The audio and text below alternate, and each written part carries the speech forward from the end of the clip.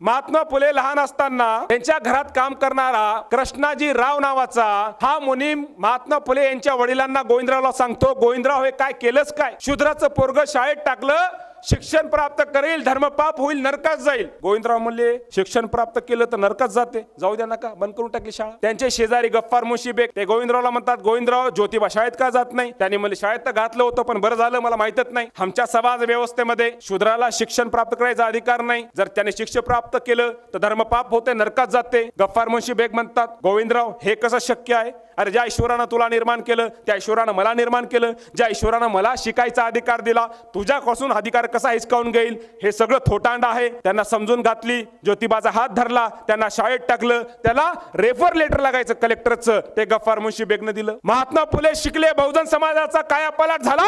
याच्या माग महात्मा फुलेचं बलिदान आहे आणि याच्या माग गफ्फार मुन्शी बेग या मुसलमानाचं सुद्धा योगदान आहे. एवढ्यावर थांबलं का संघर्ष? नाही थांबला. ते जातीवादी लोक पुन्हा गोविंदराव कडे आले. अरे गोविंदराव हे काय झालं? पहिले तुझं पोरग बिघडलं होतं, आता तुझी सून सुद्धा बिघडली.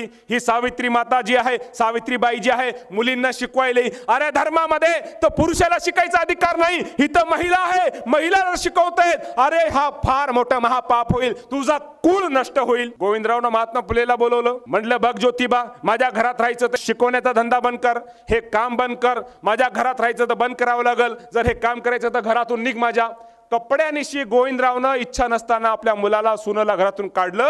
तेव्हा त्यांना घरात घेणारा कोणी जात भाई नाही, तेव्हा त्यांना आपल्या घरात आसरा देणारा उस्मान शेख, फातेमा शेख हे दोघं मुसलमान भाऊ बहीण. मग मला सांगा की हा महाराष्ट्रातला मुसलमान याच्या पूर्वजांनी बहुजन महापुरुषासोबत जे योगदान दिलेलं आहे, बलिदान दिलेलं आहे, हा इतिहास जर पुन्हा या मुसलमानाला माहीत झाला आणि हे तुमच्या खांद्याला खांदा लावून पुन्हा व्यवस्था बदलण्याच्या या संघर्षात सामील झाले तर किती वेळ लागणार आहे तुम्हाला?